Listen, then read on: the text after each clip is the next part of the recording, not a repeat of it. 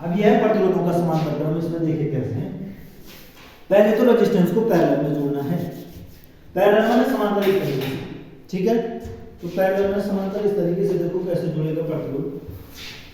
तीन प्रतिरोधों को समांतर क्रम में लेते हैं। सपोज R1 प्रतिरोध है, यहाँ से लेते हैं R2 प्रतिरोध, यहाँ से लेते हैं R2, ठीक है। तीन प्रतिरोधों को समांतर क्रम में दिया गया है, यहाँ से सप्लाई वोल्टेज V दिया गया है, ठीक है। अब देखो यहाँ पर क्या होगा। पहले तो चित्र को समझना है कि समांतर क्रम और श्रेणी क्रम में है क्या। समांतर माने पैरेलल लाइन है, ठीक है। श्रेणी क्रम माने एक। तो समांतर क्रम में देखो जब करंट हमारी आएगी आई, अब यहाँ पर जो करंट आई है समांतर क्रम में आई, उसको यहाँ पर पहुंचने के बाद तीन रास्ते मिले हैं धारा को, ठीक है। धारा I1 कुल मिलाकर इसने होना ऐसा था ना, इसने होना ऐसा था कि इसको ऐसे करते हैं, ऐसे जोड़ते हैं, ठीक है। सही रहेगा ये, ठीक है। तो यहाँ पर देखो जैसे करंट आई ऐसे आती है आई, यहाँ पर करंट पहुंची तो तीन रास्ते हैं धारा को जाने के लिए। तो धारा अपने तीन मानों में बढ़ जाएगी। अगर ये आई 10 एम्पियर है तो कुछ ना जाएगी, कुछ ना जाएगी, कुछ ना जाएगी। लेकिन आई जो 10 एम्पियर ही टोटल इधर बढ़ेगी तीन जगह, ठीक है। जैसे वहाँ वोल्टेज बढ़ रहा था, जो टोटल वोल्टेज था वही तो तीन जगह बढ़ रहा था। इसी प्रकार से यहाँ पर धारा अगर 10 एम्पियर है तो 2 एम्पियर यहाँ हो सकती है, 6 एम्पियर यहाँ हो सकती है, फिर 2 एम्पियर यहाँ हो सकती है, 5 एम्पियर यहाँ हो सकती है, 4 एम्पियर यहाँ हो सकती है, 1 एम्पियर यहाँ हो सकती है। वो तो जहाँ मान निकालेंगे उस पर ही निर्भर करेगा, ठीक है। इन प्रतिरोधों पर निर्भर करेगा। अब यहाँ पर तो मान प्रतिरोध पर निर्भर करेगा क्योंकि वोल्टेज है सेम सब जगह। हाँ, समांतर क्रम में एक चीज ध्यान रखने वाली बात है कि वोल्टेज जो है पैरेलल में सेम रहता है। तो ये R1 है, ये R2 है और ये R3, तीन प्रतिरोध है, ठीक है। तीन रेजिस्टेंस है R1 R2 R3, पैरेलल में इनको लगाया गया है। वोल्टेज को अप्लाई किया गया है, सर्किट ऐसे बनाना है। करंट आई जाएगी तो आई जो है तीन भाग में बढ़ेगी।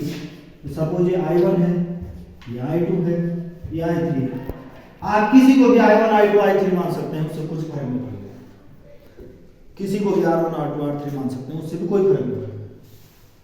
लेकिन वोल्टेज जो है अप्लाई ये भी जो है तीनों के अक्रॉस सेम है, ठीक है। वोल्टेज पैरेलल में सेम होता है, इसीलिए घर के जितने भी कनेक्शन किए जाते हैं वो पैरेलल में किए जाते हैं, ठीक है।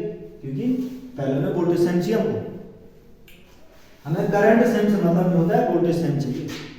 इसलिए सारे कनेक्शन किसमें होते हैं, चाहे कहीं भी लाइटिंग के कोई भी कनेक्शन हो पैरेलल में होते हैं। पैरेलल में वोल्टेज डाउन नहीं होता है क्योंकि पैरेलल में होता क्या है। पैरेलल का फॉर्मूला जो है रेजिस्टेंस का क्या होता है, 1/R बराबर 1/R बराबर 1/R equal to 1/R1 plus 1/R2 plus 1/R2। ये है पैरेलल का फॉर्मूला, ठीक है। तो इसमें क्या होता है कि जो टोटल रेजिस्टेंस आता है हमारा, अगर R1 R2 R3 तीन रेजिस्टेंस है तो जो मेरे को टोटल रेजिस्टेंस मिलेगा वो इन सब जो इनमें से सबसे कम रेजिस्टेंस है R1 उससे भी कम मिलता है टोटल रेजिस्टेंस। तो जब रेजिस्टेंस ही बहुत कम हो गया तो वोल्टेज ड्रॉप अपने आप कम होगा क्योंकि voltage drop totally depend on resistance, ठीक है। प्रतिरोधी वोल्टेज को वोल्टेज करता है, ठीक है। वोल्टेज ड्रॉप प्रतिरोध पर निर्भर करता है क्योंकि V इक्वल टू IR है। अब यहाँ पर देखो है तीन, ये हमें पैरेलल में क्या करना है, पैरेलल में मेरे को ये प्रूफ करना है 1/R बराबर 1/R1 प्लस 1/R2, ठीक है। देखो कैसे होगा। मैंने कहा कि इस इन दो डेरिवेशन में हमें केवल एक ही कॉन्सेप्ट को याद रखना है। डायरेक्ट कॉन्सेप्ट केवल इतना कहता है कि जो चेंज हो रहा है उसको लेना है। वहां वोल्टेज चेंज हो रहा था सीरीज में, इसलिए V बराबर V1 plus V2 plus V3 किया क्योंकि अप्लाई वोल्टेज ही तीन जगह बढ़ रहा था। यहाँ पर देखो धारा तीन जगह बढ़ रही है, इसलिए यहाँ धारा को लेंगे I बराबर I1 plus I2 plus I। जिसको ये समझ में आ गया वो तो डेरिवेशन कर देगा। अगर 10 में 3-4 नंबर का सवाल आता है तो कर दोगे, 12 में 3 नंबर का आता है तो आप डेरिवेशन कर दोगे, ठीक है। तो श्रेणी क्रम में देखो क्या होगा, समांतर क्रम में देखो I इक्वल टू धारा ही तो तीन जगह बढ़ी है तो ये I इक्वल टू देखो I1 plus I2 plus I3 तीन जगह बढ़ी, भाई यही हमने किया। अब देखो ओम का नियम है V इक्वल टू IR, दोनों हर चीज ओम के नियम से होगी। आपका KVL आएगा, किरचॉफ वोल्टेज लॉ, KCL आएगा, किरचॉफ करंट लॉ, सारे ही ओम के नियम पर निर्भर करेंगे। फॉर्मूला यही है V इक्वल टू IR, ओम का नियम ही वहां पे अप्लाई होगा, ठीक है। तो यहाँ पर I इक्वल टू क्या हो जाएगा V/R। तो यहाँ पर देखो I equal to total current जो है टोटल वोल्टेज अपॉन रेजिस्टेंस के बराबर होगी। तो I बराबर V/R होगा इक्वल टू यहाँ पर देखो I1 बराबर V अपॉन, क्योंकि वोल्टेज तो सेम है सब जगह इसलिए V तो सेम रहेगा। तो तो I1 is equal to V upon R1 होगा, I2 is equal to V upon R2 होगा। इसको फिलहाल मिटा देते हैं, इसको यहाँ लिख लेते हैं। तो V अपॉन R होगा, I1 बराबर V अपॉन R1 होगा, I2 बराबर V अपॉन R2 होगा और I3 बराबर V अपॉन R3 होगा। ठीक है, ये ओम के नियम से हुआ। तो देखो V अपॉन R इसको ऐसे लिखना है, यहाँ पर देखो V कॉमन है तो इसको कॉमन ले लेंगे तीनों में से, तो यहाँ पर आ जाएगा 1/R plus 1/R1 plus 1/R1 plus 1/R2 plus 1/R2, ये आ जाएगा V/R। ठीक है, यहाँ से V कैंसिल आउट हो जाएगा तो 1/R बराबर मेरे को फिर से प्रूफ हो गया 1/R बराबर 1/R1 plus 1/R2 plus 1/R2।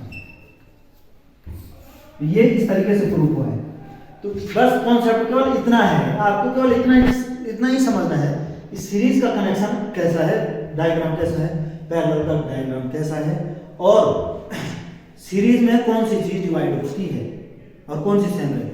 अब पैरेलल में कौन सी डिवाइड होती है, कौन सी सेम रहती है। जो आपको जो जिसका मान बदल रहा है, जो चीज डिवाइड हो रही है, जैसे कि पैरेलल में करंट ही बढ़ रही है तो करंट बराबर रखना है, वहां सीरीज में वोल्टेज चेंज हो रहा था तो वोल्टेज बराबर रखना है, वही नहीं। इस तरीके से हम प्रतिरोधों का श्रेणी क्रम और समांतर क्रम को सिद्ध कर सकते हैं।